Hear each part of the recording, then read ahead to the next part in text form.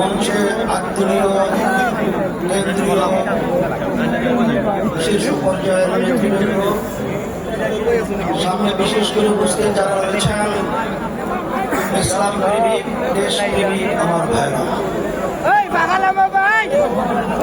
আজকের আত্মীয় আমাদের আমাদের যে দাবি বাস্তবায়নের জন্য আজকে আমরা বিভাগীয় পর্যায়ে আজকে আপনাদের এই ঐতিহ্যবাহী সিলেট আদিলা মাদ্রাসার মাঠে আজকে আমাদের শেষ সমাবেশ। আজকে এই সমাবেশের মাধ্যমে সারা বাংলাদেশের ভিতরে আজকে প্রমাণিত হয়েছে যে আজকে বাংলাদেশের মানুষ আমাদের যে দাবিগুলো ছিল 5 দফা সেটার পক্ষে প্রমাণিত হয়েছে। আমাদের এই দাবিগুলো নিয়ে আজকে আমরা রাস্তায় নামলাম কেন? এর মূল লক্ষ্য উদ্দেশ্য হল 5ই আগস্ট 2024 হাজার হাজার মায়ের কোল সংগ্রাম হলো, অনেকে চক্ষু হারিয়েছে, পঙ্গ হয়েছে। আপনাদের ঐতিহ্যবাহী সিলেট থেকে জনপ্রিয় নেতা ইলিয়াস আলী সাহেব গুম হলো, আর ফেরত আসেনি, আসবে বলে মনে হয় না। কিন্তু আজকে দুঃখের মধ্যে বলতে হয় যে জাহান্নামের আগুন এত তেজ হবে, এক অংশ আর এক অংশকে খেয়ে ফেলবে। আজকে বাংলাদেশের মধ্যে 53 বছর পর্যন্ত যারা আমাদেরকে জিম্মি করে রেখেছিল তাদেরও চরিত্র আজকে আমরা দেখেছি যে তারা তাদের নিজেদের কাছে নিজেরা নিরাপদ নয়। আজকে তারা নিজেরা নিজেদেরকে খেয়ে ফেলছে। আমার দুঃখ হয় আজকে এত গুম হলো, তো খুন হলো, লক্ষ লক্ষ দলীয় নেতা কর্মী যুগ যুগ পর্যন্ত তাদের জীবনকে বিপন্ন করলো জেলার মধ্যে। আমাদের দাবি ছিল জুলাই 5ই আগস্টের অভ্যুত্থান আমাদের দেশে প্রয়োজনীয় দেশকে সুন্দর করার জন্য সংস্কার হবে। এই খুনিদের গুমিদের টাকা পাচারকারীদের দৃশ্যমান বিচার হবে। এরপরে লেভেল প্লেইং ফিল্ড নির্বাচনের পরিবেশ তৈরি হবে।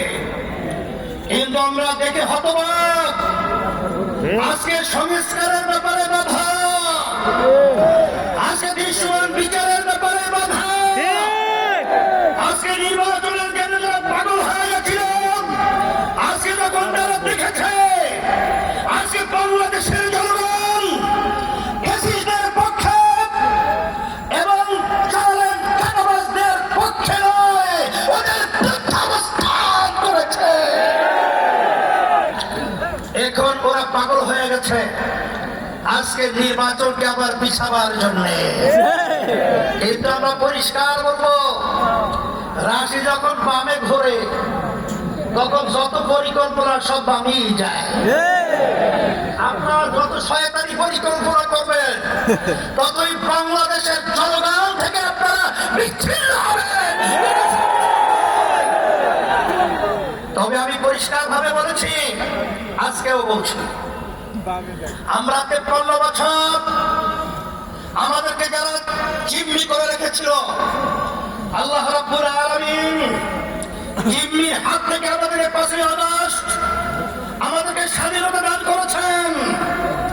এই স্বাধীনতার ফসল যারা আমরা দেশ প্রেমিক রয়েছি, যারা মানবতা প্রেমিক রয়েছি, যদি আমরা বুঝতে ভুল করি, আমরা যদি ব্যর্থ হই, যখন ইতিহাস আমাদের পরিচালক লিখবে তখন ইতিহাস আমাদের জন্য লিখবে। এই জন্য আমি সকলকে আহ্বান জানাবো, আসেন আমরা দেশ প্রেমিক রয়েছি, ক্ষমতা প্রেমিকদেরকে, আমাদের দেশে তারা বিদেশে প্রচার করে আমরা না বলার মাধ্যমে